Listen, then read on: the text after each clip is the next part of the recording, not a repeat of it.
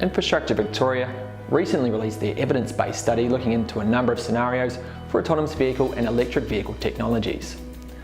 We've spoken to a number of industry experts from a wide range of backgrounds to get their thoughts on the biggest opportunities around this technology. Now here's what they had to say. It's important to understand mobility because we can't build great cities unless we understand how mobility might work in the future. So the biggest opportunity really that this report brings to us is a better understanding of what transport outcomes might look like.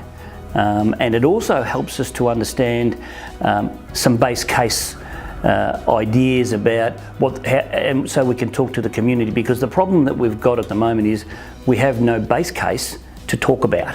I think if we then take that one step further and we say, well, it's all really about cities and it's all about people. And the second big opportunity is to have a conversation with the community about this. One of the background thoughts I've got about this piece of work is to be able to really bring it into the ideas of, are we really looking to understand the potential for equal access or equal mobility in the future? Is that what we're really doing here?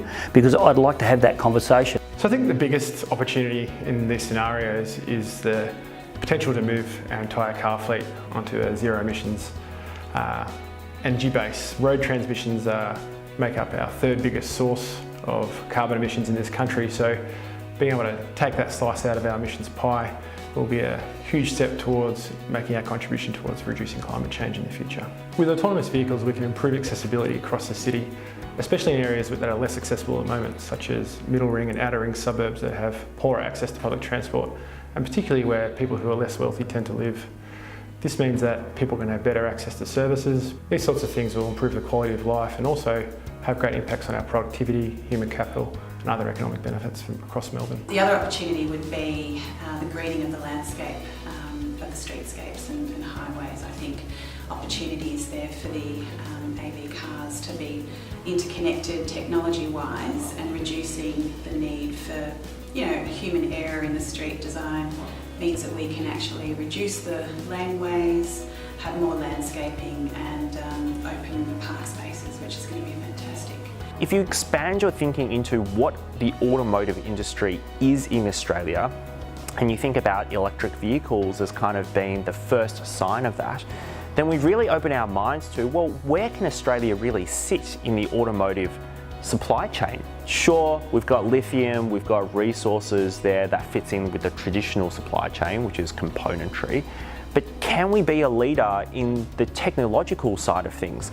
Can we be one of those countries that says, well, you need all this infrastructure that you require for electric vehicles and autonomous vehicles? Well, our cities are equipped for that because our government has come out and said, we want to be a leader in electric vehicles and autonomous vehicles. The biggest opportunity that's realisable is emissions. The reality is that driverless vehicles on planet Earth are public transport. They're achieving lots of reliability, cost efficiency, better service, better environmental emissions, passenger experience improvements today, and they will in the future. We have an opportunity for first and last mile access to and from line haul, high volume mass transit systems using driverless vehicles, which are buses, high capacity vehicles. We see there's a huge gap in the last mile transportation fulfillment right now, and I believe that's where the